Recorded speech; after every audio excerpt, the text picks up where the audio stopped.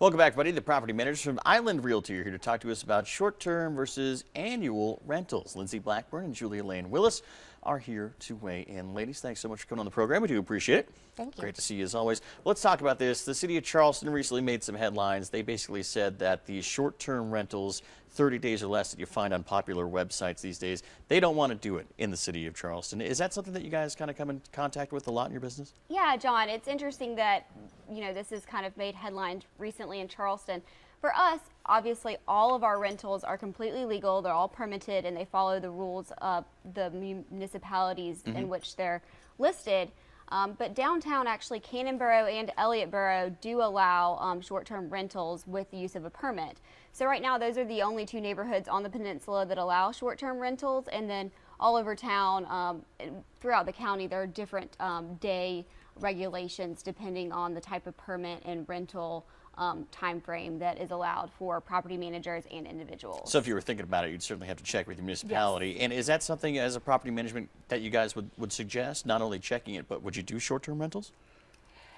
If it's allowed in your area, so you need to check with your municipality and with your homeowners association, and because both could have regulations that do not allow short-term rentals or have a minimum stay.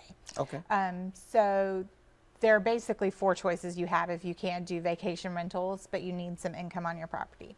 Well, you can stop renting altogether. If you're not required, if you don't need the income, you can stop altogether. You can do annual rentals. You can get a long-term tenant that's there for 12 months. That gives you a steady stream of income.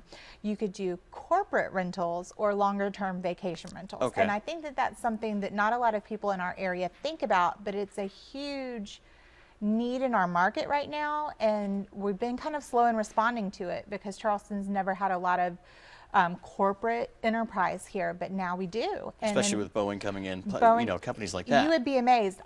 We automatically think about Boeing, but there are tons of other companies coming into the area, and when they bring workers in, they either bring them in for a few months at a time, but not a year, so they don't need a regular lease, or they're bringing them in and they need some time to find or build a home in the area that they want to live in. So a monthly rental is really a huge need in our area, and it's something that people should consider. Certainly a viable option right there. So what are the benefits of doing the monthly versus the annual? Well, the annual rentals get you a steady income for a long duration of time. But that's going to get you your lowest rate, but I don't want to be misleading because annual rentals are getting the highest rate they've ever gotten before in our area. Okay. So the benefit of doing a monthly rental is a higher premium, not as high as vacation, but it's definitely higher. So you could get more money per month, and you could still use it in between. It could be a couple months at a time. There's certainly downfalls to each, both annual and monthly as well, though. Right. Yes. So some of the downfalls would be the time it takes to regulate vacation or corporate rentals, because you could have a gap between the vacancies.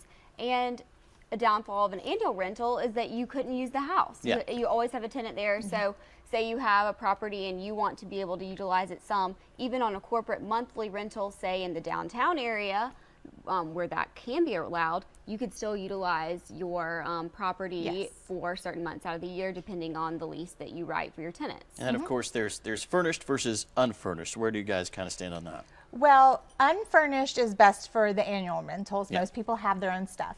For corporate rentals, it could kind of go either way, although I would probably go with furnished. However, if you had, but not over furnished. Okay. People still want to put a little of their own personal belongings as they're moving around. If you have an unfurnished unit and you wanted to do corporate rentals, that's still okay.